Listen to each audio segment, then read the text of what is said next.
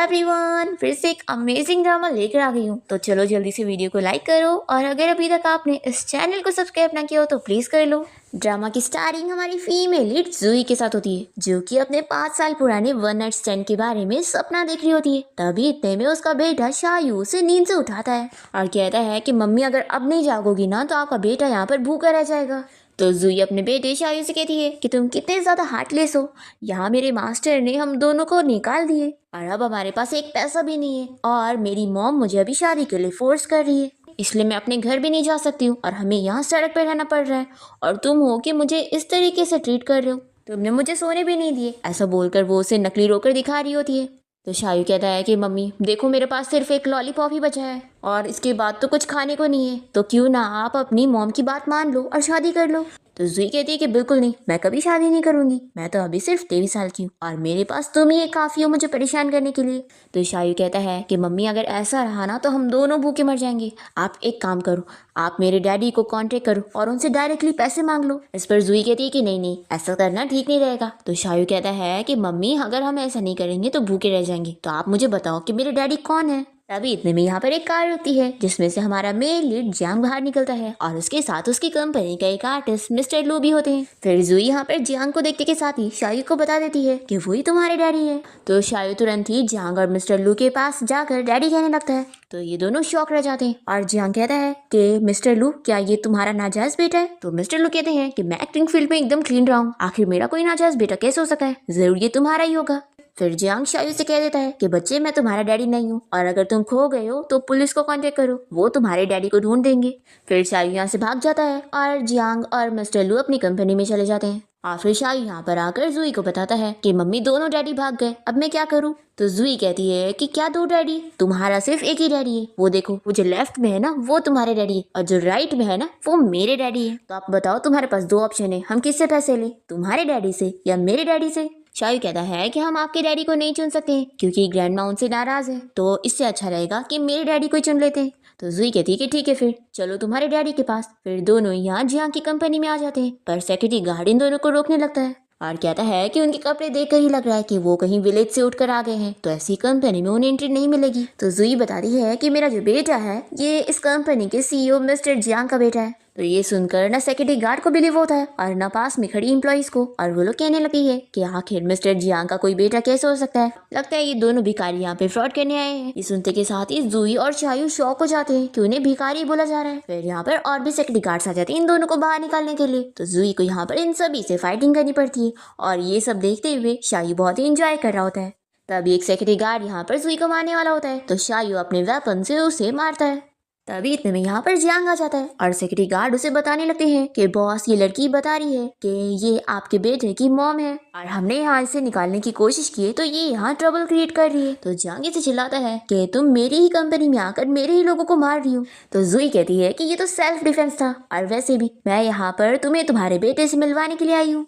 फिर शायू जल्दी से जियांग के पास आ रहा होता है, तो जियांग इसे रोकने लगता है। शायू कहता है कि डैडी ये मैं हूँ आपका बेटा। इस पर जियांग कह देता है कि मैंने बोला था ना कि मैं कोई तुम्हारा डैडी नहीं हूँ। तो शायू रोने की एक्टिंग करते हुए कहता है कि आप ही मेरे डैडी हो, मेरी मम्मी ने मुझे अकेला पाला है और मेरी मम्मी ने कितनी मुश्किलों से विलेज में खेती करके पैसे जमा करे ताकि हम आपसे मिल सके, इसलिए डैडी आप हमें ऐसे छोड़ो मत। फिर शायू की बातें सुनकर इन फीमेल एम्प्लॉयज को भी यकीन हो जाता है कि लगता है मिस्टर जियांग ने अपनी वाइफ और अपने बेटी को छोड़ दिया। फिर जूही यहाँ पर शायू को इशारा करती है कि उसने बड़ी कमाल की एक्टिंग किया। फिर मिस्टर लू यहाँ पर जियांग से पूछने लगते हैं कि ये बच्चा मुझे बिल्कुल तुम्हारी तरह दिख रहा है, तो कहीं ये सच में तुम्हारा बेटा तो नहीं। तो जियांग यहाँ पर शायू को देखकर मिस्टर लू से कहता है कि मुझे तो लगता है कि ये तुम्हारी तरह मिलता है, तो कहीं ऐसा तो नहीं कि तुम्हारा और इसका खून का रिश्ता हो। फिर मिस्टर लू यहाँ पर जूही को समझाने लगते हैं कि देखो मिस्टर जियांग आज तक कोई भी लड़की से क्लोज नहीं हुए क्योंकि उनके दिल में पहले ही कोई है, इसलिए लड़की तुम्हारा यहाँ पर कोई झूठ नहीं चलने वाला है। तो जूही कहती है कि मैं कोई झूठ नहीं बोल रही हूँ, मैं सच में तुम्हारे बच्चे की मॉम हूँ। तुम्हें यकीन नहीं हो रहा है तो मैं तुम्हें याद दिलाती हूँ कि 5 साल पहले हम लोग होटल में मिले थे। फिर मिस्टर लू इस पर हंसने लग जाते हैं कि लगता है ये वही लड़की है जिसे तुम 5 साल से ढूंढ रहे हो। जियांग जूही से पूछता है कि तुम क्या सच में वही लड़की हो जो 5 साल पहले मेरे होटल रूम में आ गई थी। वो कहती है कि हाँ वो मैं ही हूँ, और क्या तुम मुझे 5 साल से ढूंढ रहे थे। जियांग कहता है कि लगता है तुम्हें इस बारे में न्यूज मिल गई कि मैं 5 साल पहले वाली लड़की को ढूंढ रहा हूँ, इसलिए तुम मुझे यहाँ चीट करने आई हो। इस पर वो कहती है कि मैं कोई झूठ नहीं कह रही हूँ और ये देखो तुम्हारा बेटा शायू इस बात का एविडेंस है। फिर यहाँ पर जियांग को यकीन करना पड़ता है और वो शायू से पूछता है कि यानी सच में तुम मेरे बेटे हो। तो शायू भी कह देता है कि डैडी अगर आपको यकीन नहीं हो रहा ना तो आप अभी इसी वक्त डीएनए टेस्ट करवा लो। फिर जियांग अपने असिस्टेंट को कॉल करके तुरंत ही अपनी और शायू की डीएनए टेस्ट रिपोर्ट निकलवाने के लिए बोलता है और वो इन लोगों से कह देता है कि जब तक डीएनए टेस्ट के रिजल्ट नहीं आ जाते तुम दोनों मेरे साथ रहोगे। फिर दोनों ही खुशी खुशी रेडी हो जाते हैं और जूई जियांग से कहती है कि मेरे बेटे के डैडी हमें भूख लगी है तो हमें खाना खिला दो। तो इसके बाद जियांग इन लोग को एक रेस्टोरेंट लेके जाता है खाना खिलाने के लिए और इन लोग को ऐसे खाता हुआ देखकर मिस्टर लू कहते हैं कि देखो ये लोग झूठ नहीं कह रहे, सच में बहुत ही भूखे हैं। और मिस्टर लू जियांग से कह रहे होते हैं कि वैसे मुझे तुमसे ये उम्मीद नहीं थी कि तुम बाहर ऐसे काम करोगे। तो आप ये बताओ कि तुम जिस लड़की को ढूंढ रहे थे 5 सालों से वो अब तुम्हारे पास एक बेटा लेकर आ गई है तो तुम बहुत ही खुश हो गए होंगे ना। जियांग कहता है कि अभी डीएनए टेस्ट के रिजल्ट नहीं आए हैं इसलिए मैं पूरी तरीके से यकीन नहीं करूंगा। तभी जूई मिस्टर लू से कहती है कि आपको दूसरों पे हंसने से पहले अपना भी देख लेना चाहिए कि कहीं आपकी भी कोई होमलेस डॉटर बाहर घूम ना रही हो और उसने आपको एक ग्रैंडसन भी दे दी हो। तो मिस्टर लू कहते हैं कि ऐसा हो ही नहीं सकता, मैं तो एंटरटेनमेंट इंडस्ट्री का सबसे क्लीन पर्सन हूँ और मेरे पास तो कोई लड़की नहीं है तो आखिर मेरी कोई बेटी कहाँ से होगी। और वैसे मैं इतना यंग हूँ तो अगर कोई बेटी हुई भी तो क्या ग्रैंडसन भी होगा, ऐसा हो ही नहीं सकता। जूई अपने मन में सोचती है कि 40 की उम्र के हो गए हैं और अपने आप को अभी भी यंग समझ रहे। तभी शायू मिस्टर लू को ग्रैंडपा कहने लगता है तो वो कहते हैं कि मैं अभी बहुत ही यंग हूँ, मुझे ग्रैंडपा मत कहो। जूई कहती है कि बच्चे कभी झूठ नहीं बोलते, आप दिखने में ओल्ड लगते हो इसलिए बच्चे को भी पता लग गया। ऐसा बोलते हुए वो अपने डैड को ओल्ड मैन बोलते हुए उनका मजाक उड़ाने लगती है। फिर इसके बाद जियांग इन दोनों को अपने घर ले आता है और जूई से कह देता है कि मैंने तुम्हें अपने घर तो ले आया हूँ लेकिन मैं अभी तुमसे पहले कुछ चीजें क्लियर करना चाहता हूँ। तो ये कहती है कि कोइंसिडेंटली मुझे भी तुमसे कुछ चीजें क्लियर करनी थी। फिर ये कहता है कि अगर तुम सच में 5 साल पहले वाली वही लड़की हो तो मैं तुमसे शादी कर लूंगा। तो ये कहती है कि रुको, मुझे कोई तुमसे शादी नहीं करनी है, उल्टा मुझे तो तुम्हारे बेटे को 5 साल से पालने के लिए पैसे चाहिए।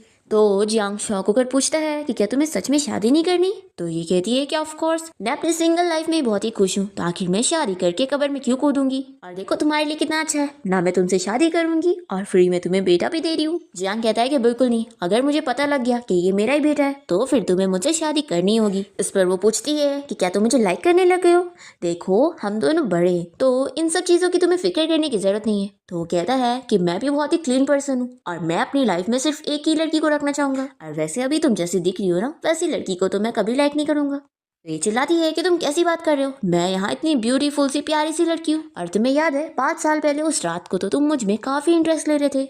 जियांग कहता है कि अगर तुम वो बहुत ही मिस कर रही हो तो चलो हम लोग फिर से ट्राई कर लेते हैं। जूई ये सुनते के साथ ही उसके ऊपर हाथ उठाने जा रही होती है पर जियांग इसके दोनों हाथ पकड़ लेता है। तो जूई कहती है कि ठीक है मैं हार मानती हूँ, मेरा हाथ छोड़ो, सच में तुम भी फाइटिंग में बहुत ही अच्छी हो। और वो फिर से उसको मारने की कोशिश करती है तो ये उसका पैर पकड़ लेता है और ये कहती है कि तुम कितनी परवट वाली हरकत कर रहे हो, छोड़ो मुझे। तो ये सुनते के साथ ही वो उसे छोड़ देता है और फिर जूई गिरने वाली होती है तो ये जल्दी से उसे बचाता है और कहता है कि 5 साल पहले तो तुम ऐसी नहीं थी, बहुत ही एक्टिव थी, तो कहीं ऐसा तो नहीं कि तुम मुझे धोखा दे रही हो और तुम वो लड़की हो ही नहीं। तो जूई कहती है कि अच्छा तो तुम मुझे टेस्ट कर रहे थे। फिर वो ये प्रूव करने के लिए उसे किस कर लेती है। इतने में यहाँ पर शायू आ जाता है और कहता है कि मम्मी डैडी मैं भी यहाँ पर हूँ, आप लोग मेरे सामने ये सब क्या कर रहे हो। फिर जूई यहाँ पर जियांग को चिल्लाती है कि सब तुम्हारी गलती है, देखो अब शायू ने ये सब देख लिया है और अब मैं तुम्हें छोड़ूंगी नहीं। तो ये कहता है कि किस तुमने मुझे करी और चिल्ला मुझे रही हो। तो ये कहती है कि छोड़ो, मुझे तुमसे कोई फालतू बकवास नहीं करनी है, देखो अभी मुझे बाहर अपने कपड़े खरीदने जाना है तो तुम मुझे पैसे दो। तो जियांग इसे अपना कार्ड देने तो लगता है पर वो कहता है कि अगर मुझे पता लगा कि तुमने बस इतने से पैसे लेने के लिए मुझसे झूठ बोली हो तो फिर तो मैं तुम्हें छोड़ूंगा नहीं और तुम्हें एहसास दिला दूंगा कि मुझसे पंगा लेना कैसा होता है। तो जूई कहती है कि पहली बात तो ये कि मैंने तुमसे कोई झूठ नहीं बोली हूँ और दूसरा ये कि जो मैं पैसे खर्च करूंगी ना वो तुम उनमें से कट कर लेना जो मैं शायू के 5 साल के खर्चे का पैसा मांग रही हूँ। ऐसा बोलते हुए वो इसे बाय बोलकर चली जाती है और ये सोचता है कि ये लड़की कितनी ब्रेव है, लगता है ये सच में वही है। फिर हम देखते हैं कि जूई एक स्टोर में जाती है जहाँ पर वो ड्रेस पसंद करके स्टाफ से कहती है कि मुझे ये ड्रेस खरीदना है। तो स्टाफ इसे देखते के साथ ही इसे गरीब समझने लगती है और कहती है कि तुम ये ड्रेस अफोर्ड नहीं कर पाओगी, पता भी है कितनी ज्यादा महंगी है। तो जूई भी कार्ड देती है और कहती है कि मेरे पास पैसे हैं। फिर स्टाफ कार्ड देखते के साथ ही जूई को बहुत ही अच्छे से ट्रीट करती है और कहती है कि मुझे नहीं पता था कि तुम हमारे स्टोर की इतनी इंपॉर्टेंट कस्टमर हो और वो उसको चूज करके बोलती है कि वो जो चाहे वो खरीद सकती है।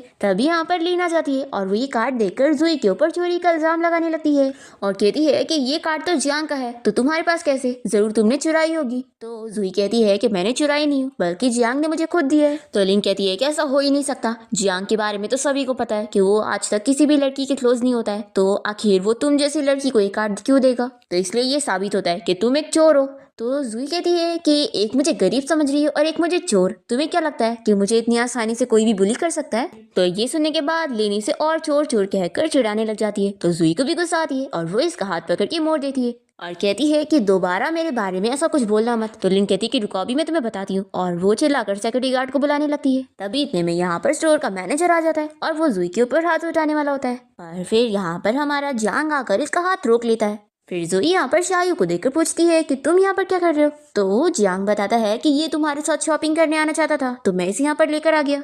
शायू जियांग से कहता है कि डैडी देख लो, ये लड़की मेरी मम्मी को बुली कर रही है और उन्हें चोर कह रही है, तो आपको अब मेरी मम्मी की हेल्प करनी होगी उन्हें इनोसेंट प्रूव करने में। लिन ये सुनकर शॉक हो जाती है और जियांग से कहती है कि आखिर ये बच्चा तुम्हें डैडी क्यों कह रहा है?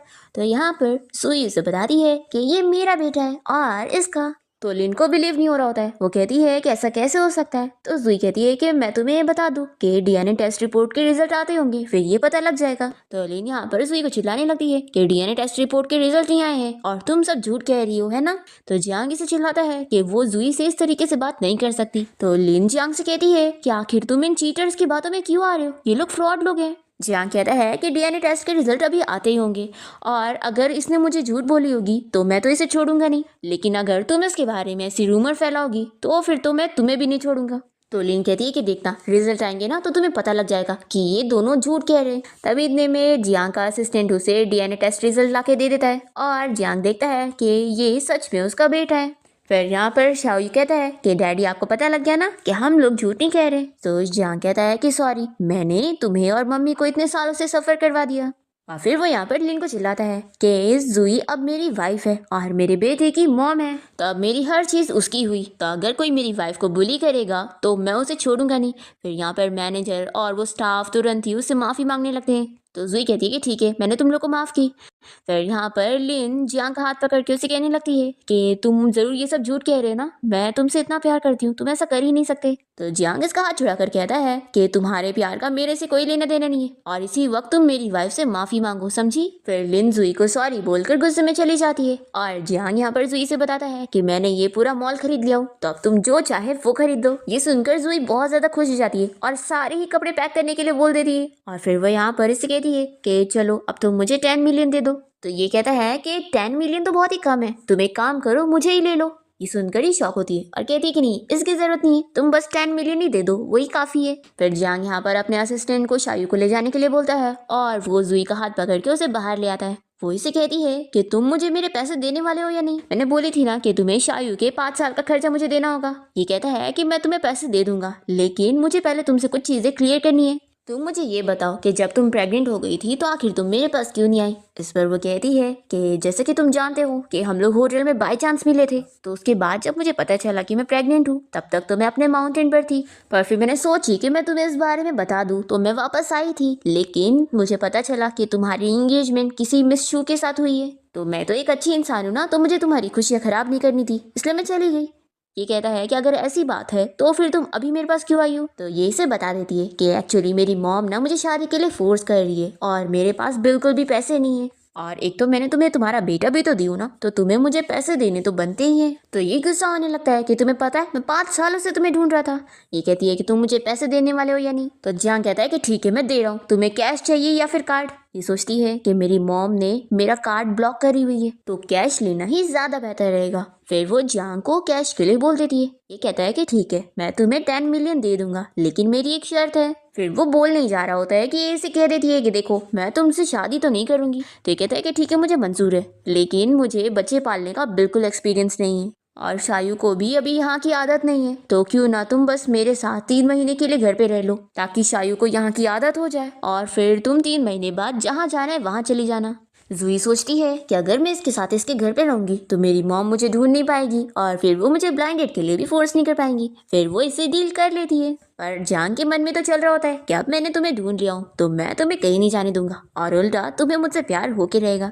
फिर इसके बाद हम यहाँ पर मिस्टर लू के डैड और मॉम को देखते हैं, यानी कि हमारी जुई के ग्रैंड माँ और ग्रैंडपा को। जुई की ग्रैंड माँ यहाँ पर उसके ग्रैंडपा को एक फोटो दिखा रही होती है और बताती है कि उनके बेटे मिस्टर लू के बारे में एक न्यूज फैल रही है और ये फोटो फैल रहा है और लोग कह रहे हैं कि ये उनका नाजायज बेटा है। वो फोटो वही रेस्टोरेंट वाली होती है जिसमें शायू मिस्टर लू को ग्रैंडपा कह रहा था, तभी किसी रिपोर्टर ने फोटो ले लिया। और उनके बारे में ये न्यूज़ बना दिया। पर तभी यहाँ पर ये ग्रैंड माँ कॉल करके पता लगा लेती है और जुई की ग्रैंडपा को बताती है कि हम तो फालतू में ही खुश हो गए, ये तो उस जियांग का बेटा है और लगता है हमारा बेटा हमेशा के लिए सिंगल रहने वाला है। पर ग्रैंडपा को यहाँ पर शक हो जाता है और वो कहती हैं कि लेकिन ये बच्चा हमारे लू से बिल्कुल मिलता है। फिर हम देखते हैं कि आज जियांग के डैड की बर्थडे पार्टी होती है जहाँ पर वो जुई और शायू को लेकर पहुंचता है। शायू तुरंत ही जियांग के मॉम डैड को ग्रैंडमा और ग्रैंडपा बोलते हुए उनसे बात करने लगता है, तो वो लोग भी इसे देखकर बहुत ही खुश होते हैं और कहते हैं कि ये तो बिल्कुल हमारे बेटे जियांग की तरह दिखता है, कितना क्यूट ग्रैंडसन है। तभी यहाँ पर जियांग सभी को जुई से इंट्रोड्यूस कराने लगता है कि ये मेरी वाइफ है, ये है मेरा बेटा शायू। तभी यहाँ पर जुई से कहती है कि आखिर मैं तुम्हारी वाइफ कब से बन गई। जियांग उसे कह देता है कि उसे उसकी बात माननी पड़ेगी, तो जुई भी बस पैसों के लिए इसे बर्दाश्त कर लेती है और सोचती है कि इससे तुम्हें घर जाने के बाद निपटूंगी। इस पार्टी में लिन भी आई होती है और वो जुई को देखकर उसका मजाक उड़ाने लगती है कि तुम जैसी विलेज गर्ल जियांग के लायक है ही नहीं। तो जुई भी इसे सुनाती है कि तुम्हें खुद के दम पे एक मैन हासिल नहीं हुआ तो तुम मुझे एम्बेरस करने चली हो, लगता है तुम्हें मिस्ट्रेस बनना है। फिर यहाँ पर ये इसके ऊपर हाथ उठाने जा रही होती है, तो जुई रोने की एक्टिंग करते हुए सभी को सुनाने लगती है और कहती है कि मिस लिन, मुझे नहीं पता था कि मिस्टर जियांग की वाइफ की पोजीशन आपकी है और आप तो एक शेमलेस मिस्ट्रेस बनने के लिए भी तैयार हो, लेकिन प्लीज मुझे छोड़ दो। ऐसा बोलते हुए वो रोने की एक्टिंग कर रही होती है और फिर सभी लोग इन लोग को ही देख रहे होते हैं। तो लिन सभी से कहने लग जाती है कि आप लोग इसकी बातों पर यकीन मत करो, ये एक्टिंग कर रही है। तभी यहाँ पर जियांग और शायू भी आ जाते हैं और शायू जुई से पूछने लगता है कि मम्मी क्या ये आंटी आपको बुली कर रही है। तो यहाँ पर जियांग के डैड आकर शायू से कहने लगते हैं कि अब ये घर तुम्हारा और तुम्हारी मम्मी का भी है, तो कोई भी तुम्हें और तुम्हारी मम्मी को बुली नहीं कर सकता है। और फिर जियांग के डैड लिन को चिल्लाते हैं कि तुम होती कौन हो मेरी डॉटर इन लॉ को ये सब कहने वाली, अब भी यहाँ से निकल जाओ। फिर लिन यहाँ से चली जाती है। फिर पार्टी के बाद जुई और जियांग बाहर आ जाते हैं और जुई से दूर होने लगती है। तो कहता है कि अच्छा पार्टी में तो मुझे हक कर रही थी, ये कहती है कि मैंने तुम्हें हक नहीं करी हूँ। फिर जुई को ठंडी लगने लगती है, तो जियांग उसे अपने जैकेट से कवर करता है और फिर यहाँ से जाने लगता है और उसे कहते हुए जाता है कि वैसे आज की तुम्हारी एक्टिंग बहुत ही अच्छी थी। फिर जियांग के जाने के बाद जुई देखती है कि यहाँ पर एक ग्रैंड माँ का पैर दुख रहा होता है, तो वो जाकर उनकी हेल्प करती है और उनके पैर की मोच ठीक कर देती है। एक्चुअली ये दोनों तो उसके खुद के रियल ग्रैंड माँ और ग्रैंड पा होते हैं और वो लोग यहाँ पर जुई की तारीफ करते हैं कि उसने उनकी हेल्प कर दी। और ये लोग उससे पूछ लेते हैं कि आखिर शायू के साथ उसका क्या रिलेशन है, तो ये बताती है कि वो मेरा बेटा है। और फिर जुई यहाँ से चली जाती है और ये लोग समझ जाते हैं कि ये लड़की बिल्कुल हमारे लू की तरह दिख रही है, तो जरूर ये लू की बेटी है, तभी तो इसका बेटा भी लू से मिलता है। फिर ये लोग घर जाने के बाद अपने बेटे लू को नील डाउन करवा कर उसे पूछते हैं कि तुम हमें सच बताओ, क्योंकि हमने तो पता लगा लिए हैं कि उस लड़की की कोई मम्मी है लेकिन उसका कोई डैडी नहीं है और वो लड़की बिल्कुल मेरी तरह दिखती है जब मैं यंग थी। तो मुझे पूरा यकीन हो गया कि वही मेरी ग्रैंड डॉटर है, यानी कि तुमने बाहर कोई ऐसा काम कर रहे हो और हमें बताया भी नहीं। लू के भाई भी उन्हें चिल्लाने लगते हैं कि तुम कैसे डैड हो, अपनी बेटी को कहीं बाहर छोड़ा हुआ है। यहाँ पर ये कहता है कि मॉम डैड रुको, मुझे याद करने दो। फिर वो अपनी गर्लफ्रेंड के बारे में याद करने लगते हैं और कहते हैं कि नहीं, लेकिन वो कैसे हो सकती है, वो तो अब्रॉड चली गई। तो यहाँ पर जुई के ग्रैंडपा अपने बेटे लू से कहते हैं कि तुम्हें तो कुछ याद नहीं आएगा, तुम रहने दो, हम DNA टेस्ट रिपोर्ट करवा कर खुद ही पता लगवा लेंगे कि वो हमारी ग्रैंड डॉटर है या नहीं। लेकिन अगर फिर पता लग गया ना कि वो सच में हमारी ग्रैंड डॉटर है तो तुम उसे घर लेकर आओगे। फिर इसके बाद हम यहाँ जुई को देखते हैं जो कि घर में कैश को देख रही होती है जो कि जियांग ने अब उसे दे दिए हैं। तभी इतने में यहाँ पर जियांग की मॉम आ जाती है और वो इसे देखकर कहती है कि क्या ये कपड़े मेरे बेटे जियांग ने तुम्हें दिलाए। इनके एटीट्यूड और बातों से ये समझ जाती है कि ये मेरे को बिल्कुल पसंद नहीं करती है। फिर वो कह देती है कि मैंने आपके बेटे को एक बेटा दी हूँ, तो क्या अगर वो मुझे थोड़े से कपड़े दिला देगा तो इसमें कुछ गलत है। तो यहाँ पर जियांग की मॉम इसे काट देते हुए कहती है कि इसमें इतने पैसे हैं जितने में तुम जिंदगी भर कपड़े खरीद सकती हो, तो मैं चाहती हूँ कि तुम मेरे बेटे और मेरे ग्रैंडसन को छोड़कर यहाँ से चली जाओ। तो जुई कहती है कि मुझे जो पैसे चाहिए थे ना वो मुझे मिल चुके हैं, और रही बात आपके बेटे की तो उसमें तो मैं बिल्कुल इंटरेस्टेड हुई नहीं। तो अगर आपको कपड़े किसी को दिलाने हैं ना तो अपने बेटे को दिलाओ। तो जियांग की मॉम कहती है कि एक्टिंग मत करो, मैंने तुम्हारी एक्टिंग पार्टी में अच्छे से देख ली थी और मैं समझ गई थी कि तुम सही लड़की नहीं हो, इसलिए तुम मेरी डॉटर इन लॉ नहीं बन सकती। तो जुई कहती है कि अगर आप ऐसा बोलेंगी ना तो फिर तो मैं सच में आपके बेटे को फंसा कर आपकी डॉटर इन लॉ बन के रहूंगी। तो जियांग की मॉम गुस्सा होने लगती है और कहती है कि लगता है आज मुझे तुम्हें सबक सिखाने होगा ताकि तुम्हें बड़ों की इज्जत करना आ जाए। जुई कहती है कि ऐसा मत करो, अगर मैंने आपसे फाइटिंग कर ली और आपकी पुरानी हड्डियों में चोट आ गई तो फिर मैं आपकी मेडिकल फीस नहीं भरने वाली हूँ। तो जियांग की मॉम यहाँ पर उसे फाइट करने के लिए आगे बढ़ती है और कहती है कि अब तुम डर क्या रही हो, सामने आओ ना। फिर दोनों के भी बीच में फाइटिंग का राउंड 1 शुरू हो जाता है और ये सारी चीजें शाओयू वीडियो में कैप्चर कर रहा होता है और वो ये वीडियो जियांग को भेज देता है और उसे कह देता है कि डैडी देखो, मम्मी और ग्रैंडमा यहाँ घर पे कंपटीशन कर रही है, तो आपको क्या लगता है कौन जीतेगा। फिर जियांग जैसे ये वीडियो देखता है तो वो तुरंत ही घर पहुंचता है और फिर वो ये देखकर शॉक हो जाता है कि उसकी मॉम और जुई के बीच में तो बड़ी फ्रेंडशिप हो चुकी है और वो लोग तो एक दूसरे की फाइटिंग मूव की तारीफ कर रही होती है। फिर जियांग यहाँ पर आकर अपनी मॉम और जुई से पूछता है कि क्या आप दोनों ठीक है। तो जियांग की मॉम कहती है कि तुम अचानक से घर कैसे आ गए, और वैसे तुम्हें पता है जुई कितनी अच्छी फाइटर है, मेरी और इसकी तो काफी जम गई है, ये बिल्कुल मेरी तरह है। शायू कहने लगता है कि लेकिन ग्रैंडमा आप तो हार गई थी। तो ये कहती है कि अरे मेरे प्यारे ग्रैंडसन, सभी के सामने मुझे एक्सपोज मत करो। जुई जियांग की मॉम से कहती है कि आपने बस प्रैक्टिस नहीं करी हो, नहीं तो आप तो मुझे पक्का हरा ही देती। तो जियांग की मॉम बड़ी खुश हो जाती है कि मेरी डॉटर इन लोग कितनी स्वीट है, मेरी कितनी तारीफ कर रही है। फिर जियांग यहाँ पर गुस्सा होने लगता है कि आप दोनों को फाइटिंग ही करनी थी तो आप लोग बाहर क्यों नहीं गई, आप लोगों ने सारी मेरे एंटिक्स को तोड़ दिया। तो जियांग की मॉम कहती है कि फिक्र मत करो, अगली बार हम लोग केयरफुल रहेंगे। फिर इसके बाद जियांग की मॉम यहाँ से निकल रही होती है और जुई उनका हाथ पकड़ के उन्हें बाहर छोड़ने जाती है। जियांग की मॉम कहती है कि अगर कभी तुम्हें जियांग बुली करेगा ना तो मुझे बताना, मैं इसे तुम्हारे लिए सबक सिखाऊंगी। तभी जियांग बीच में आकर इन्हें दूर करता है और अपनी मॉम से कहता है कि मॉम अब आपको घर जाना चाहिए। कि मॉम कहती है कितने रूड हो तुम। तो जुई भी कहती है कि हाँ ये रूड है। और फिर वो जियांग की मॉम से पूछती है कि नेक्स्ट टाइम हम जब मिलेंगे तो फिर से फाइटिंग करेंगे। तो जियांग की मॉम कहती है कि वो तो मैं जरूर करती, लेकिन ना अभी मैं कुछ टाइम के लिए बिजी होने वाली हूँ तुम दोनों की शादी की तैयारी में। फिर जुई ये सुनने के बाद शॉक होती है और जियांग की मॉम को बताने जा रही होती है, तो ये जल्दी से उसे रोकता है और अपनी मॉम से कहता है कि मॉम शादी की तैयारी करने के लिए थैंक यू। फिर उसकी मॉम चली जाती है और फिर जुई जियांग से कहती है कि तुमने मुझे बोलने से रोका क्यों, आखिर मैं कब तुमसे शादी करना चाहती हूँ। तो वो तो इसे कार की चाबी देकर इसका मुंह बंद करा देता है और ये बहुत ही खुश होकर कार ड्राइव करने के लिए जाती है। तभी एक बंदा यहाँ पर जुई पर नजर रख रहा होता है और वो उसके डैड को कॉल करके बता देता है कि जुई घर से निकल चुकी है। फिर उसके डैड यानी कि मिस्टर लू जुई का पीछा करते हैं और जुई को भी पता लग जाता है कि उसके डैड ही उसका पीछा कर रहे हैं, तो वो और तेजी में कार चलाने लग जाती है। फिर मिस्टर लू भी तेजी में चलाते हैं और फिर वो बीच में कार रोक देती है और अपने डैड से बात करने के लिए चाहती है। तभी उसके डैड उसे कहने लगते हैं कि इतना तेज गाड़ी मत चलाया करो, ये तुम्हारे लिए सेफ नहीं है। और फिर वो देखते हैं कि उसकी टायर पंचर हो गई है। तो जुई भी ये देखने के बाद अपनी कार का टायर ठीक करने जाती है। तो इसके डैड कहते हैं कि तुम रहने दो, मैं करता हूँ। वो मना भी करती है तो भी उसके डैड खुद ही करने चाहते हैं। तो सोचती है कि अब वो सामने से बोल रहे हैं तो मैं भी हेल्प ले ही लेती हूँ। और फिर वो इन्हें देखते हुए सोचती है कि वैसे मेरे डैड सच में बहुत ही हैंडसम है, तो उन पर बहुत सारी लड़कियां तो मरती ही होंगी, तभी तो इन्होंने मेरी मम्मी को चीट कर दिया और मम्मी इनसे गुस्सा होकर अब्रॉड चली गई। जुई सोचती है कि लेकिन अगर ऐसा ना हुआ होता तो हम लोग एक हैप्पी फैमिली होते, पर फिर वो अपने आप को समझाती है कि नहीं, लाइफ में कोई अगर मगर नहीं होता। फिर यहाँ पर वो बाहर निकलती है और उसके डैडी उसे बताते हैं कि उन्होंने उसकी गाड़ी का टायर ठीक कर दिए। फिर जुई उनसे पूछती है कि अब आप मुझे बताएंगे कि आप मेरा पीछा क्यों कर रहे थे। तो उसके डैडी उसे पूछते हैं उसकी मॉम का नाम लेकर कि क्या वो उन्हें जानती है। तो जुई तुरंत मना कर देती है कि वो उन्हें नहीं जानती और पूछती है कि वैसे आप मुझसे पूछ क्यों रहे हैं, क्या वो कोई आपकी रिश्तेदार है।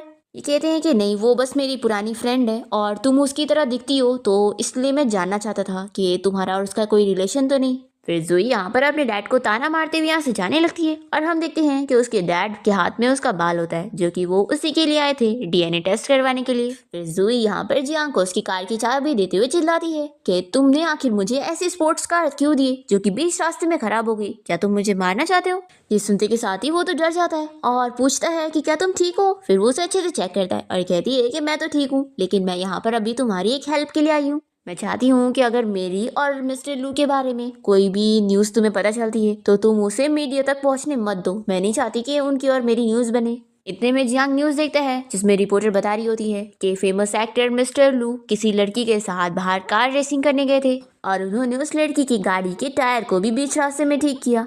जियांग ये न्यूज़ देखते के साथ ही इसे चिल्लाने लगता है कि आखिर तुम रेसिंग करने क्यों गई थी, पता है ना ये खतरनाक हो सकता है। तो वो कहती है कि अच्छा अब माफ़ कर दो, नेक्स्ट बारी नहीं करूँगी।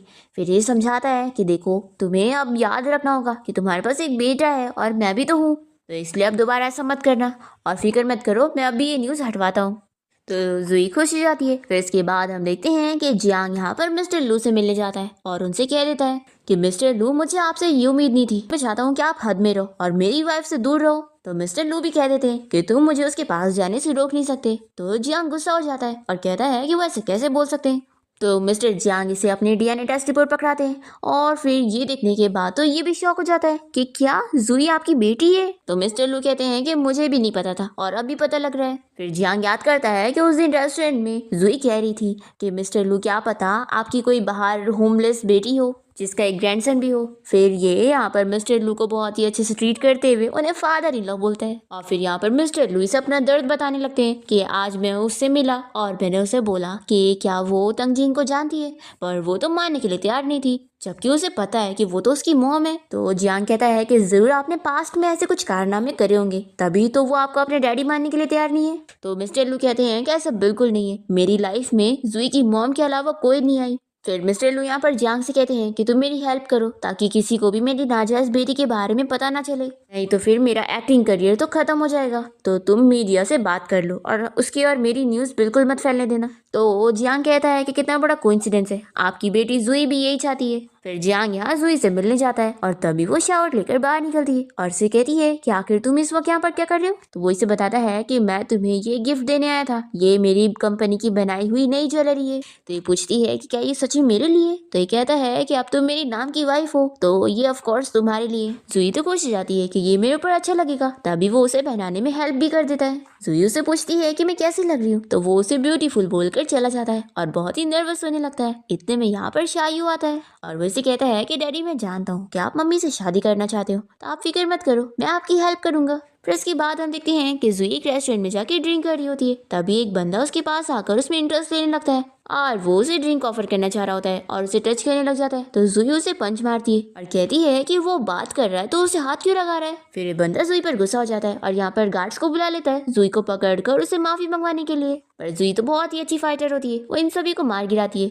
फिर ये बंदा कहता है कि तुमने मुझसे पंगा लियो, तुम्हें पता भी है यहाँ का बॉस मेरा कजिन है, अगर वो यहाँ पर आ गया तो मैं तुम्हें छोड़ूंगा नहीं। तभी यहाँ पर वो कजिन आ जाता है जिसका नाम हान है और ये कोई और नहीं जुई का सीनियर होता है। जैसे ही उसे पता लगता है कि उसके कजिन ने यहाँ पर जुई को परेशान किया है तो ये उसे और पंच मारता है। फिर हान यहाँ पर जुई के लिए उसके रेस्टोरेंट की सारी अच्छी अच्छी डिशेस मंगवाता है। तभी इतने में यहाँ पर जियांग आ जाता है और वो जुई से कहता है कि चलो आप खाना स्टॉप करो और मेरे साथ घर चलो।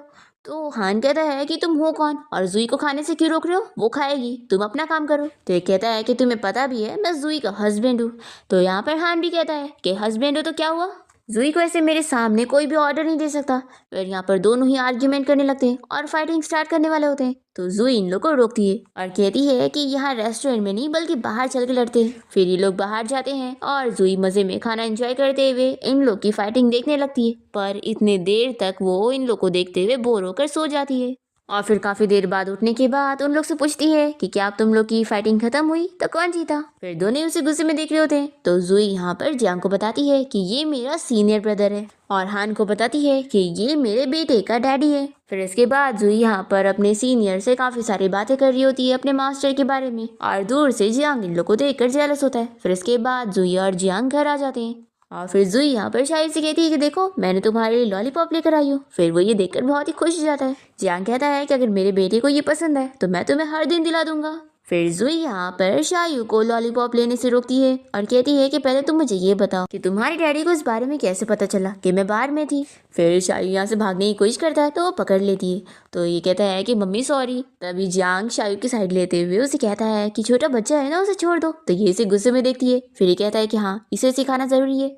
फिर शायू यहाँ पर फिर से जुई से सॉरी कहता है और बताता है कि उसने ये सब इसलिए किया क्योंकि वो एक कंप्लीट फैमिली चाहता है। शायू जुई को हक करते हुए कहता है कि मम्मी मैं ना डैडी को खोना चाहता हूँ और ना आपको खोना चाहता हूँ। फिर जुई को इस बारे में सोच सोच कर नींद नहीं आ रही होती है और वो सोचती है कि अगर मैं जियांग से शादी कर लेती हूँ तो ये शायू के लिए अच्छा रहेगा, लेकिन मैं तो कभी शादी करना ही नहीं चाहती हूँ और मुझे नहीं लगता कि वो भी मुझसे शादी करना चाहेगा।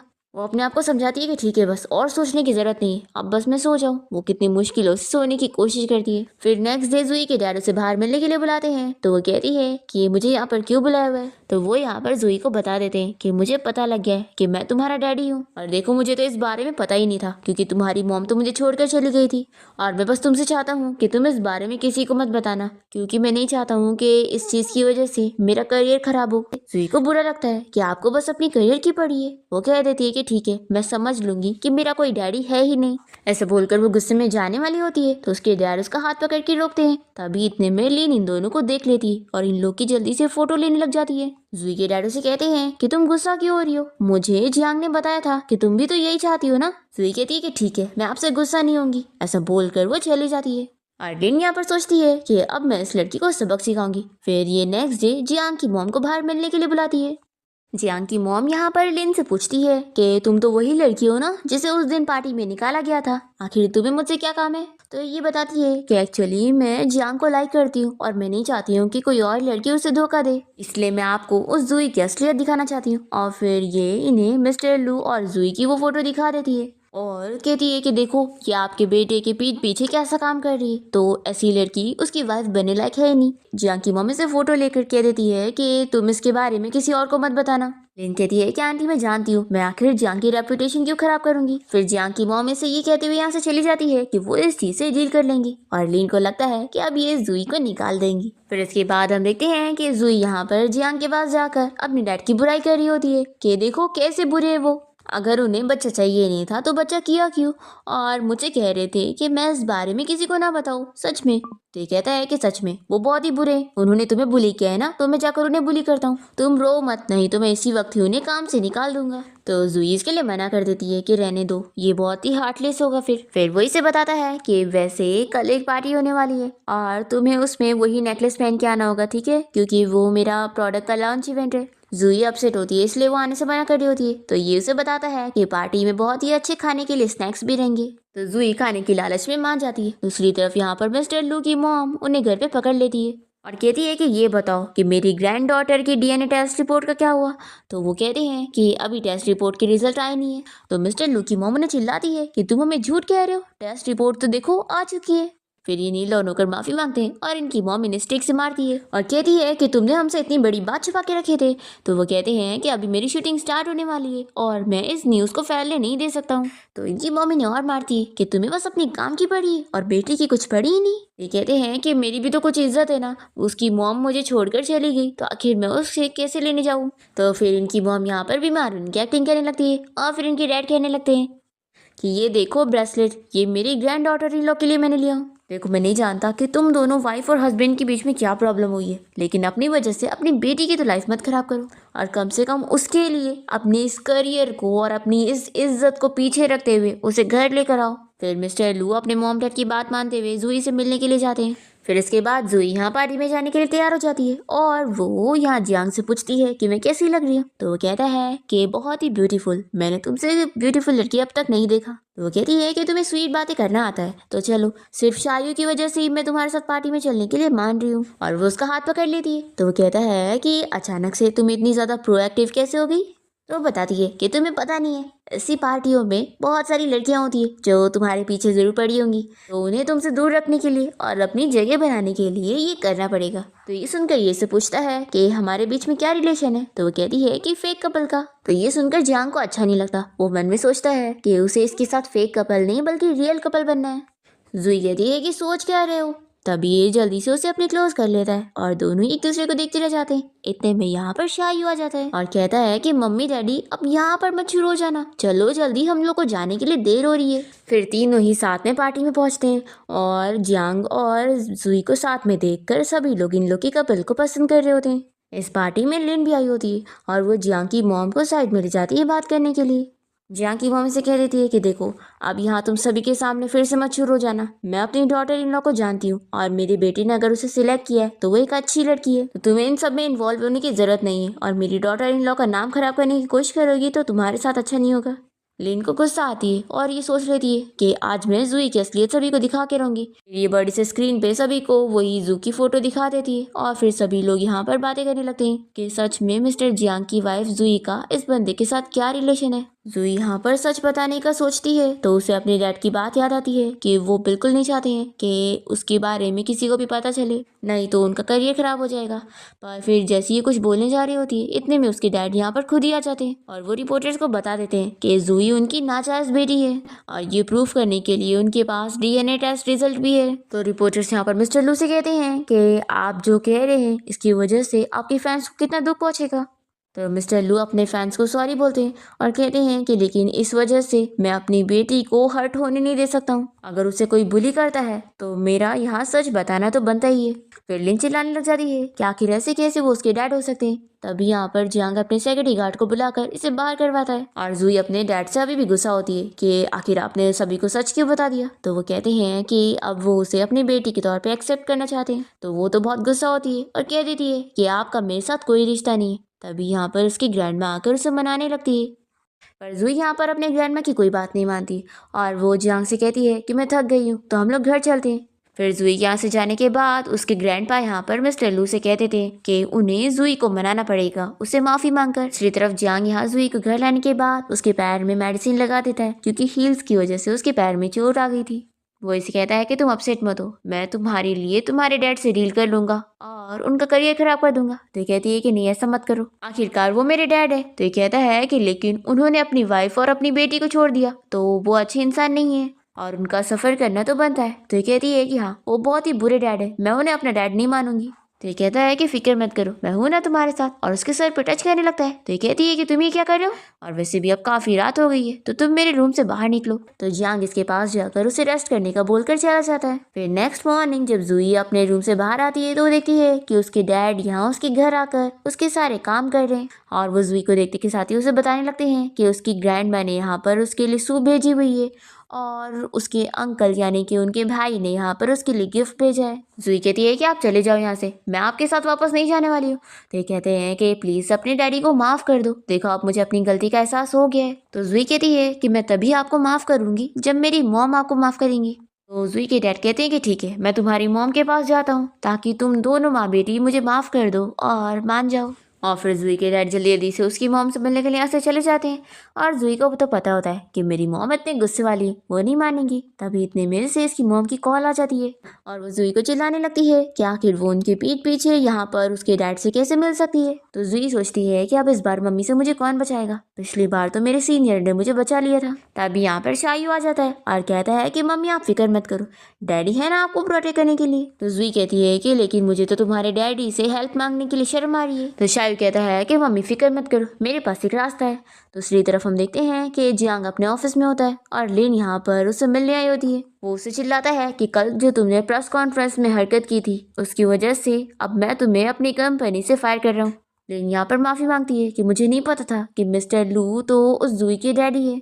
जियांग उसे चिल्लाता है कि वो उसकी कोई एक्सप्लेनेशन नहीं सुनना चाहता है और वो यहाँ से उसे निकाल देता है। फिर लिन को बहुत ही गुस्सा आती है और वो यहाँ पर किसी लड़की को कॉल करके अब्रॉड से वापस आने के लिए बोलती है। फिर जियांग घर पहुँचता है तो वो शायू को देखकर कहता है कि तुम अभी तक सोए नहीं। ये कहता है कि डैडी मुझे बहुत ज़्यादा गुस्सा आ रही है, कल आप कुछ नहीं कर पाए थे ना और मम्मी ने इतने अच्छे टाइम पर आपको रूम से बाहर निकाल दी थी। ये कहता है कि हाँ ऐसे ही हुआ था। फिर शायू जियांग के कान में उसे आइडियाज देने लगता है और एक्चुअली ये आइडिया होता है जुई को सेड्यूस करने का और जियांग भी सोचता है कि उसका बेटा भी बड़ा कमाल का है। अब तभी इतने में जुई इसे देख लेती है जो कि ड्रिंक की बोतल लेके जा रही थी और वो इसको टच करने जा रही होती है। तभी ये इसे रोकता है और फिर ये बहाना करते हुए पूछती है कि मैं तुम्हें ड्रिंक के लिए इनवाइट करना चाहती थी। तो ये कहता है कि ठीक है मैं ड्रेस पहन कर आता हूँ। फिर इसके बाद वो शर्ट के बटन खोल के रख रहा होता है तो ये बहुत ही ज़्यादा शाय फील कर रही होती है और फिर वो बहुत ज़्यादा ड्रिंक कर लेती है और फिर वो ड्रंक होने के बाद इसे बता देती है कि एक्चुअली ना मेरी मॉम मेरे पीछे पड़ी हुई है और वो मुझे शादी के लिए फोर्स करे जा रही है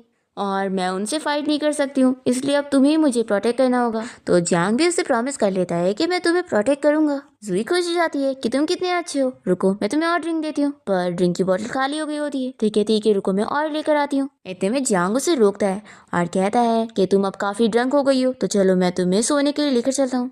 पर जुई मानने के लिए तैयार नहीं होती और तभी वो उसके ऊपर गिर जाती है और फिर उसे बताने लगती है कि तुम्हें पता है मैं उस रात को तुम्हारे परफॉर्मेंस से काफी ज्यादा सेटिस्फाइड थी और ना मैं तुम्हें एक सीक्रेट बताती हूँ कि मेरा और तुम्हारा एक क्यूट से बेबी है। तो वो कहता है कि ये तो मैं जानता हूँ। तो ये कहती है कि फिर मैं तुम्हें एक और सीक्रेट बताती हूँ कि मैं शादी करना ही नहीं चाहती हूँ। ये कहता है कि ये भी मैं जानता हूँ। तो जुई कहती है कि तुम तो सब कुछ जानती हो, तो चलो अच्छा ये बताओ कि मेरी मॉम कौन है। तो ये कहता है कि ये तो मैं नहीं जानता, तुम ही बता दो। तो जुई कहती है कि मैं नहीं बताऊंगी। फिर ये कहता है कि अच्छा मेरे ऊपर से उठ जाओ नहीं तो मैं अपने आप को कंट्रोल नहीं कर पाऊंगा। पर तभी जुई तो इसके ऊपर ही सो जाती है। फिर ये इसे बेड पे लिटा देता है। फिर नेक्स्ट मॉर्निंग जब उठती है तो ये इसके लिए हैंगओवर सूप लेकर आता है और ये कहती है कि आखिर तुम मेरे रूम में क्या कर रहे हो। वो इसे चिल्लाने लग जाती है कि क्या तुमने मेरा फायदा उठाया। तो वो कहता है कि फायदा तो तुमने मेरा उठाई हो, कल रात के बारे में याद करो। फिर वो जब याद करती है तो इसे सॉरी कहती है और ये इसे बताता है कि फिक्र मत करो, तुमने मुझे बोली थी ना कि मैं तुम्हारी मॉम से तुम्हें प्रोटेक्ट करूँ, तो वो मैं ज़रूर करूँगा। फिर इसके बाद ये दोनों शायू को स्कूल छोड़ने के लिए जाते हैं और यहाँ पर शायू जियांग से पूछ लेता है कि डैडी चलो जल्दी से बताओ, मम्मी ने क्या कल रात को आपको शादी करने के लिए हाँ बोल दी? जू ये सुनने के बाद जियांग को देखने लगती है तो जियांग कहता है कि तुम्हें स्कूल जाना है ना, जल्दी से जाओ।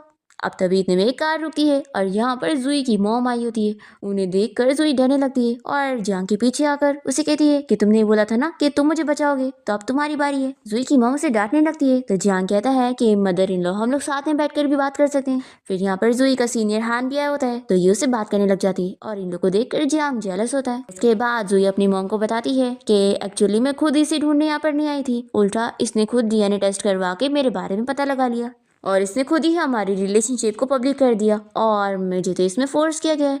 तो जुई की मम कहती है कि हाँ मैं तुम्हें अच्छे से जानती हूँ, तुम इतनी तेज़ हो कि तुम्हें कोई फोर्स कर ही नहीं सकता है। फिर यहाँ पर जियांग सारी गलती अपने ऊपर लेने लगता है और फिर हान भी यहाँ पर जुई की साइड लेता है। तो जुई की मम कहती है कि तुम दोनों इसकी साइड ले रहे हो। फिर जुई कहती है कि मम्मी वैसे मुझे मिस्टर लू के बारे में भी बताना था कि वो आपको ढूंढने के लिए अब्रॉड चले गए। तो जुई की मम गुस्से में कहती है कि आखिर वो मुझे ढूंढने क्यों गया, वैसे भी उसके पास तो 3-4 गर्लफ्रेंड थी ना, फिर भी वो मेरे पास आकर मेरी बेटी को मुझसे छीनना चाहता है, ऐसा हो नहीं सकता। तो जियांग इनसे पूछता है कि मैंने तो आपके बारे में सुना कि आपने अपने हस्बैंड को छोड़ी हो। जुई की मम कहती है कि ये झूठ है, आखिर वो मेरे बारे में क्या झूठ फैला रहा है, मैं उसे छोड़ूंगी नहीं।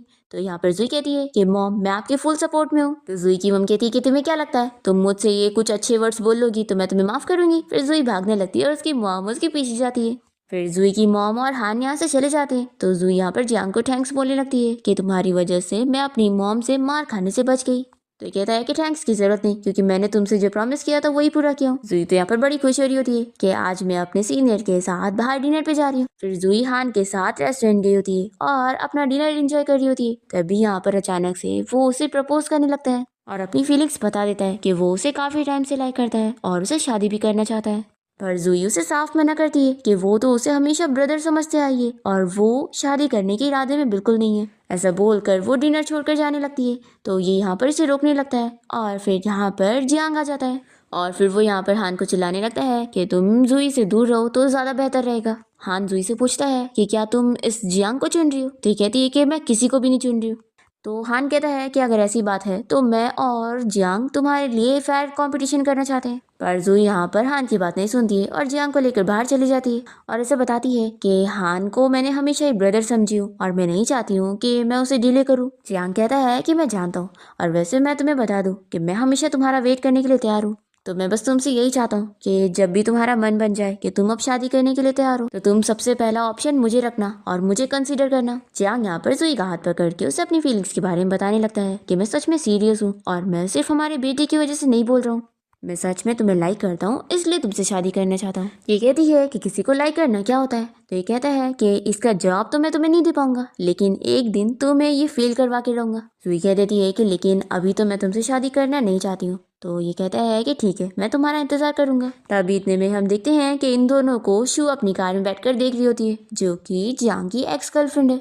इसे बहुत ही गुस्सा आ रही होती है कि जियांग के साथ आखिर ये विलेज गर्ल कहाँ से आ गई। पहले मैं ही जियांग को छोड़कर अब्रॉड गई थी लेकिन अब मैं वापस आ गई हूँ और मैं इससे जियांग को छीन कर रहूंगी।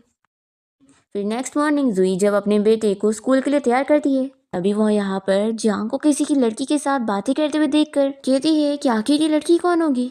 तो शायू कहता है कि मम्मी मुझे तो देखकर लगता है कि ये आपकी राइवल है। फिर शू यहाँ पर जुई को हेलो कहने लगती है तो जुई भी पहचान जाती है कि तुम मिस्टर जियांग की एक्स फियांसी हो ना। तो शू कहती है कि तुम कितनी ज़्यादा समझदार हो जो तो पहचान गई, वैसे मैं यहाँ पर तुम दोनों को अपनी बर्थडे पार्टी में इनवाइट करने आई थी तो तुम ज़रूर आना।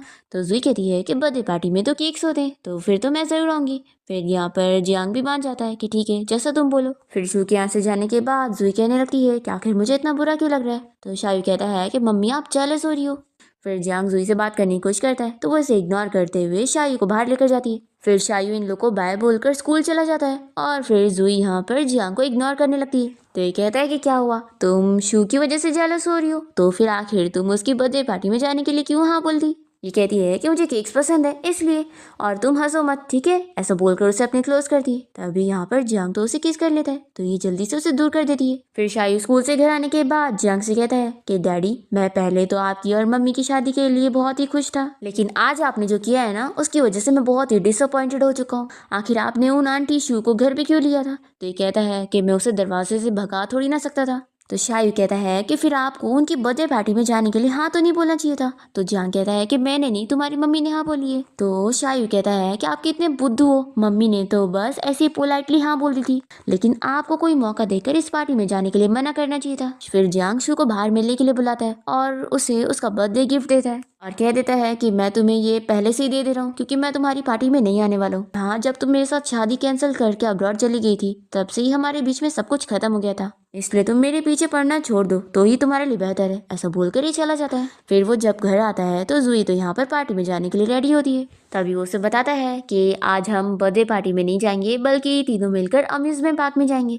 तो ये सुनकर तो वो खुश होती है और कहती है कि मैं आज तक अम्यूजमेंट पार्क में नहीं गई। फिर जियांग यहाँ पर जुई की हील्स चेंज करने में हेल्प करता है और फिर तीनों ही अम्यूजमेंट पार्क जाकर बहुत ही इंजॉय करते हैं। फिर रात में जब शायू सो जाता है तो जियांग अपने असिस्टेंट को उसे घर ले जाने के लिए बोल देता है और फिर जियांग और जुई अपनी लेट नाइट डेट एंजॉय कर रहे होते हैं। तभी जुई उसके पास आकर उसके शोल्डर पर सर रखकर सोने लगती है। तभी वो उसकी और अपनी किस याद करते हुए उसे फिर से किस करने वाला होता है। तभी वो उठ जाती है और कहती है कि तुम क्या करने वाले थे? ये कहता है कि तुम बहुत ही ब्यूटीफुल लग रही थी इसलिए मैं तुम्हें किस करने जा रहा था। वो उसे फिर से बताने लगता है कि मैं तुम्हें सच में बहुत लाइक करता हूँ। तो जुई उसे कहती है कि तुमने मुझे अब सेड्यूस किया है। फिर वो उसे किस कर लेती है। फिर नेक्स्ट मॉर्निंग जुई जियांग और अपनी किस के बारे में सपना देखते हुए उठती है और सोचती है कि आखिर अब मेरा और उसका क्या रिलेशन है। तभी इतने में जियांग यहाँ पर आकर उसे गर्लफ्रेंड बोलते हुए गुड मॉर्निंग कह रहा होता है। तो जुई बहुत ही शाय फील करने लगती है। इसके बाद जियांग और जुई जब साथ में बैठे होते हैं तो यहाँ पर शायू आ जाता है और कहता है कि मम्मी डैडी बीच में मेरी जगह बनाओ, मैं बीच में बैठना चाहता हूँ। तो जियांग कहता है कि नहीं, मैं तो नहीं हटूंगा। तो शायू कहता है कि डैडी अगर आप नहीं हटेंगे ना तो फिर मैं मम्मी को हमारे बीच की डील के बारे में बता दूंगा। तो जियांग को उसकी जगह बनानी पड़ती है और फिर शायू बीच में बैठकर कहता है कि ये हुई ना फैमिली वाली बात। चलो मम्मी डैडी अब ये बताओ कि आप दोनों शादी कब करने वाले हैं?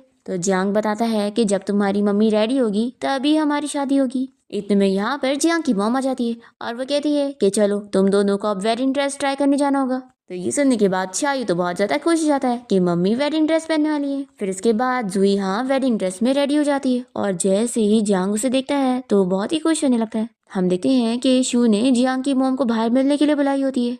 तो जियांग की मॉम पहले तो उससे बहुत अच्छे से बात करती है कि वो इतने टाइम बाद अब्रॉड से वापस आई है। शू उनसे कहती है कि आपको नहीं लगता कि जुई जियांग के लायक है ही नहीं क्योंकि वो एक नाजायज बेटी है। तो जियांग की मॉम ये सुनते के साथ ही शू से कह देती है कि तुम मेरी डॉटर इन लॉ के बारे में ये सब नहीं बोल सकती हो और मुझे अब तुम्हारे से कोई बात नहीं करनी है। ऐसा बोलकर वो चली जाती है और फिर वही जियांग और जुई को वेडिंग ड्रेस में देखकर बहुत ही खुश होती है और कहती है कि तुम दोनों की अब शादी होने जा रही है तो मैं बहुत ज्यादा हैप्पी हूँ और जुई अब मैं अपनी बेटी को तुम्हें दे रही हूँ। जुई कहती है कि मॉम आप फिक्र मत करो, मैं फ्यूचर में आपकी बेटे को कोई भी गलतियां करने नहीं दूंगी। और फिर वो जुई से पूछती है कि वैसे क्या तुम शू को जानती हो? तो ये बताती है कि हाँ, वो अभी अब्रॉड से वापस आई है। जियांग की मॉम कहती है कि देखो वो कोई अच्छी पर्सन नहीं है इसलिए तुम उससे बच के रहना क्योंकि वो कुछ भी कर सकती है, क्योंकि वो तुम दोनों के साथ से बिल्कुल खुश नहीं है।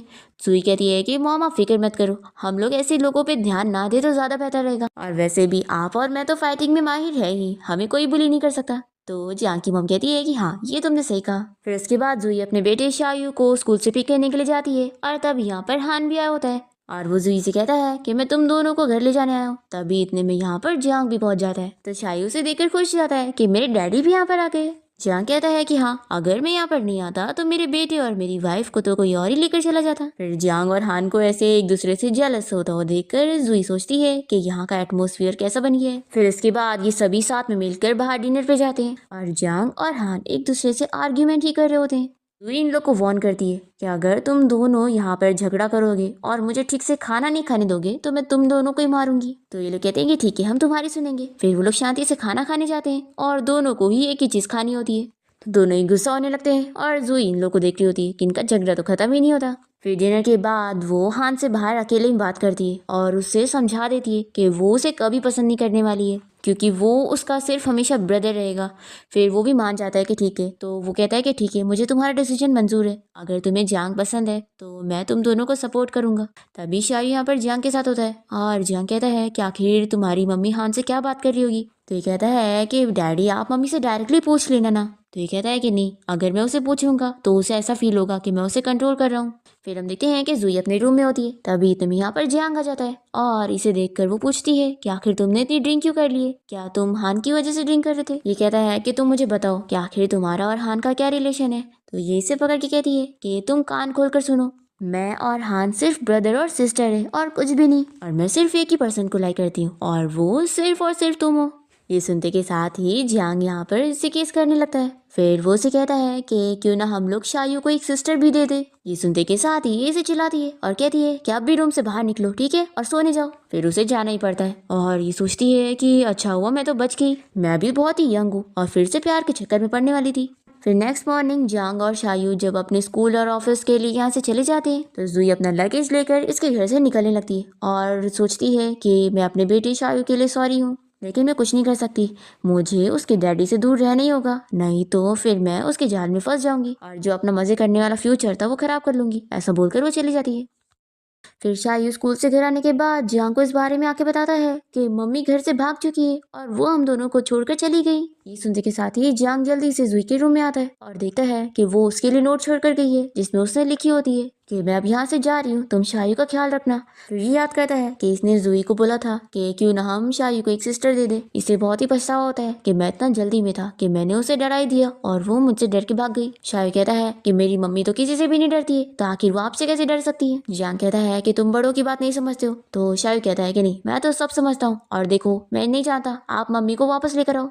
जियांग कहता है कि फिक्र मत करो, मैं तुम्हारी मम्मी को वापस लेकर आऊंगा। आखिर ऐसे कैसे, मुझसे प्यार करने के बाद वो मुझसे दूर भाग सकती है। फिर जियांग जुई को कॉल करने लगता है तो इसे पता लगता है कि उसने इसका नंबर ब्लॉक कर दिए। फिर ये तुरंत ही अपने असिस्टेंट को उसका लोकेशन पता करने के लिए बोलता है और हम देखते हैं कि तभी यहाँ पर इसकी मॉम आ जाती है और इसे चिल्लाने लगती है कि शायू ने मुझे सब बता दिए कि तुमने जुई से फाइट करे और वो तुम्हें छोड़कर चली गई। तो ये कहता है कि मम्मी ऐसी बात नहीं है, आप शायू की बातों में मत आओ, वो कुछ भी कहता है और आप फिक्र मत करो, मैं जुई को कैसे भी करके ढूंढ के लाऊंगा। तभी यहाँ पर जुई के ग्रैंड माँ और ग्रैंड पा जाते हैं और ये लोग भी यहाँ पर जियांग को चिल्लाने लगते हैं कि तुम हमारी ग्रैंड डॉटर के साथ कैसे ट्रीट कर रहे हो, हमें हमारे ग्रेट ग्रैंडसन शाओयू ने सब बता दिया है कि तुमने उसके साथ फाइट करे इसलिए वो तुम्हें छोड़कर चली गई। तो जियांग कहता है कि ऐसा बिल्कुल नहीं है। फिर यहाँ पर शायू को बुलाता है और कहता है कि चलो सब एक्सप्लेन करो। तो शायू कह देता है कि उसने सब झूठ बोला था क्योंकि वो अपने डैड से गुस्सा है कि उनकी वजह से उसकी मॉम चली गई। फिर यहाँ पर जियांग बताता है कि असिस्टेंट ने मुझे जुई की लोकेशन बता दिया है, मैं अब भी उसे सेफली वापस लेकर आता हूँ।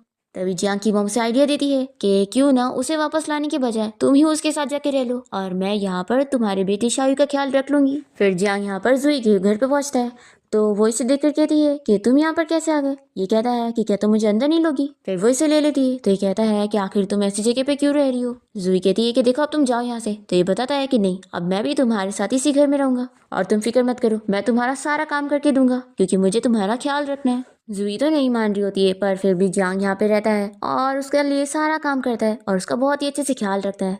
फिर नेक्स्ट डे जुई शाओ से स्कूल में मिलने जाती है तो वो बहुत ही गुस्सा होता है कि मम्मी आप मैं आपसे नहीं बल्कि डैडी से सारी चीजें करवाऊंगा। कहती है कि अच्छा। फिर तीनों यहाँ पर बहुत ही खेलते हैं और फिर जुई और जियांग से काफी क्लोज हो जाते हैं और इन दोनों के बीच में अच्छा रिलेशन बन जाता है। पर शू को ये देखे नहीं जाता और वो जुई और उसके बेटे को किडनैप करवा लेती है। फिर यहाँ पर जियांग तो उन दोनों को ढूंढता रह जाता है और शू से धमकी देती है कि अगर वो उसके साथ कल एंगेजमेंट नहीं करेगा तो वो उसे नहीं छोड़ेगी। फिर जियांग यहाँ पर मिस्टर लू से कह रहा होता है कि उसे शू की बात माननी पड़ेगी। तभी इतने में यहाँ पर शायू और जुई आ जाते हैं। फिर ये बहुत ही खुश हो जाता है कि वो दोनों सेफ है। फिर यहाँ पर ये लोग नेक्स्ट डे एग्जीबिशन में शू को सबक सिखाते हैं। वो जब यहाँ पर जुई की पोल खोलने की कोशिश करती है उसकी बेइज्जती करने की, कि वो एक नाजायज बेटी है और उसके साथ जियांग ने शादी किया है, तो यहाँ पर सभी को ये भी पता लग जाता है कि जुई की मॉम कोई नॉर्मल पर्सन नहीं है बल्कि इस शहर की रिचेस्ट वुमेन है। शू तो शॉक रह जाती है और फिर जियांग इसे अरेस्ट करवा देता है। फिर इसके बाद जियांग और जुई का रिलेशन तो और अच्छा हो जाता है, दोनों काफी क्लोज होते हैं और अब तो जुई की मॉम ने भी उसके डैड को माफ कर दी होती है और अब दोनों भी फाइनली साथ होते हैं।